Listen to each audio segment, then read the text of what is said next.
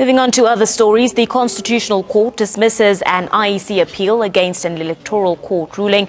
Chief Justice Mogoeng has given the Independent Electoral Commission 18 months to rectify its voters' roll. Justice Mogoeng said the IEC's failure to capture all addresses in the Tlokwe by-elections in 2013 was unlawful. Meanwhile, the August 3rd local government elections would go ahead as planned. The voters' roll would also need to be brought up to date by the next election in 2019. In its application, the IEC had asked the ConCourt to set aside an electoral court ruling, which it said could see millions of people disqualified from voting. The electoral court had ruled that the 2013 Tlokwe by-elections were not free nor fair. As such, it ordered that all new voters who registered had to have address details or sufficient details of where they lived to place them in a voting district. Now, joining us with more is ANN7 reporter Tabisitse Madisa. Good morning to you, Tabi. So it seems as if the municipal elections will be going ahead. Definitely. Chief Justice Mogoeng finding that the IEC can proceed with the local government elections, even though the voters' roll is flawed.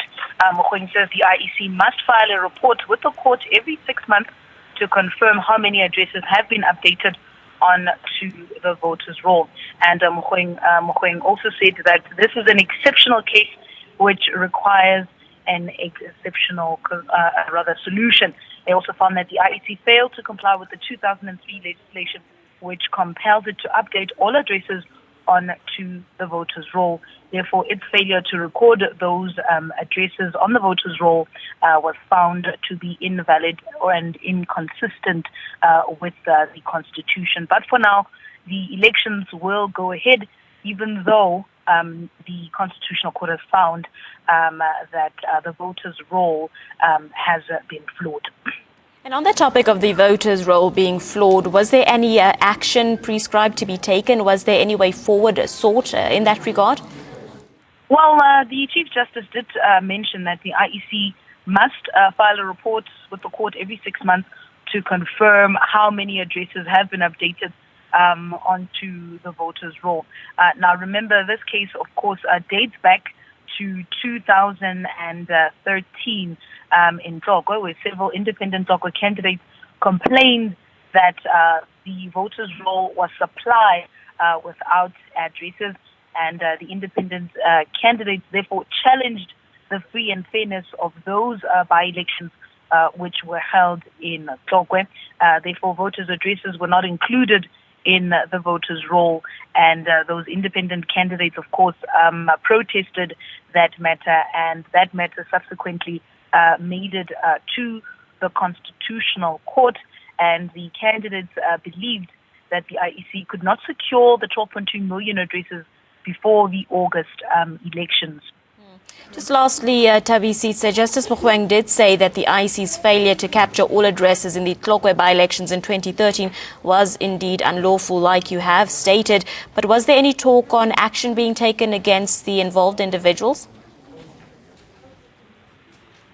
Not at all. The responsibility lies solely with the IEC to ensure that they administer free and fair elections.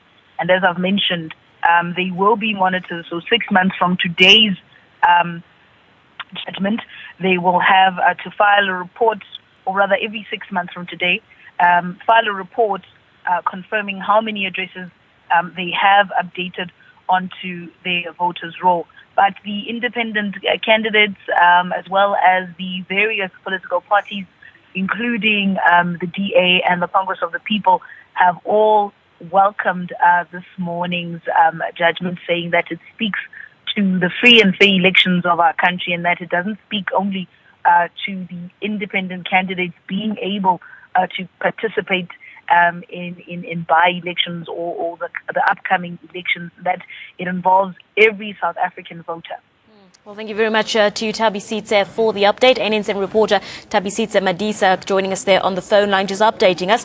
Chief Justice Mogoeng has given the Independent Electoral Commission 18 months to rectify its voters' roll. Also, Justice Mogoeng said the IEC's failure to capture all of those addresses in the Tlokwe by-elections was indeed unlawful. But in the meanwhile, the August 13 local government elections will continue ahead as planned. Stay tuned to NN7 for any further updates.